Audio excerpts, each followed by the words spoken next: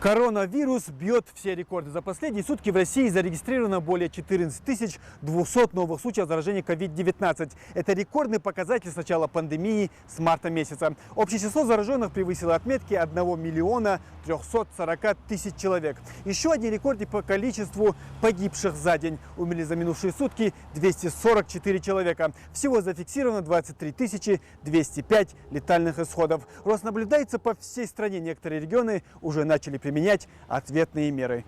С пандемией Россия столкнулась в начале марта. Тогда число заболевших за день не достигало и 1000. Потом кривая пошла вверх и достигла максимальной отметки 11 мая. Тогда было более 11 тысяч случаев. После летнее снижение до района 5000, а с наступлением осени цифры резко пошли вверх. Абсолютным лидером по числу заболевших остается Москва. Там за сутки выявлено более 4500 новых случаев. Это почти треть от всех цифр по стране. В Ингушетии рост наблюдается в течение последнего месяца. Если, к примеру, на 14 сентября суточный прирост составлял 42 случая, то сегодня эта цифра составляет 57.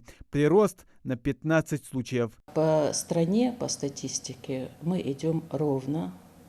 Есть волнообразный рост заболеваемости, что, конечно, связано с сезонными заболеваниями. Это такие, как острая респираторная вирусная инфекция, грипп, внебольничная пневмония. В Ингушетии к росту заболевания коронавирусом готовились заранее. Так в Назрановской больнице переоборудовали целый корпус. Здесь готовы 130 коек. Из них более 40 обеспечены кислородом. В корпусе предусмотрены отдельные входы и выходы для врачей. Все это сделано, чтобы те, кто после смены еще не прошел дезинфекцию, не смогли пересечься с новой сменой. Корпус разделен на грязные и чистые зоны. А коечный фонд по всей республике увеличен с 400 до 500 мест. Нет проблем и с лечебными препаратами. Имеется запас средств индивидуальной защиты, есть лекарственные препараты приблизительно на 30 дней. Такой резервный запас у нас есть. На сегодня в борьбе с коронавирусной инфекцией у нас задействованы, работают наши коллеги 2500 человек, медицинских работников. В общем, проблем с нехваткой кадров, медицинских работников у нас тоже не должно быть. Основной причиной роста числа заболевших в республике остается несоблюдение элементарных правил. Среди основных это нарушение социальной дистанции в общественных местах и режима самоизоляции.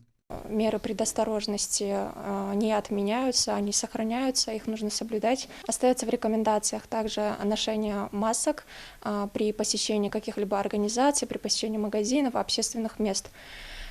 Также обязательным остается установление входного фильтра для всех организаций, включающий в себя бесконтактную термометрию при помощи тепловизоров.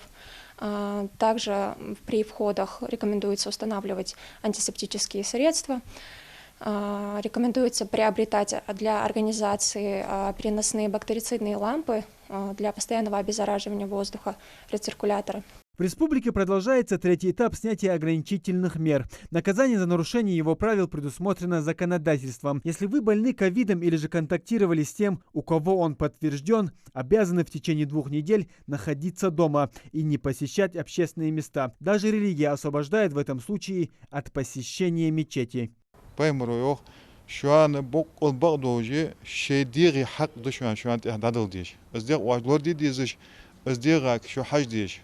Sabahando vein masin yan diğer de xastun ve çanmak derece das o dedik dinin derece o der vein ha dina hawqış ezir ona o dinet bojlat milyonuz adık ve sare istumuş bojlat vein qasta ve qam zamik qam de duk xalonuz lein qam de ve mehkisna diğer de qaç o ve lordalar ve nahlor ber ve gargılnahlor bel çasak bolar yan paymaro Aleyhissalatu vesselam şibiyaka çasık voltarı olat boğunte mal voj vosak şi voltar sanna qahoşmasın.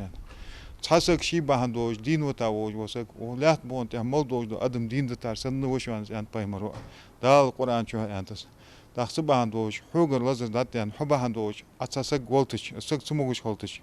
Дуахка хайн кадуа, ведерик ама балбуа. А к тем, кто, несмотря на призывы религиозных деятелей, режим самоизоляции все-таки не соблюдает, будут применяться административные санкции. Для людей, болеющих, тем, которым выданы постановления Федеральной службы, Управления Федеральной службы Роспотребнадзора, на них накладываются тоже административные санкции, взыскания в виде штрафов накладываются именно на тех лиц, которым выданы постановления. Это болеющие и контактные лица.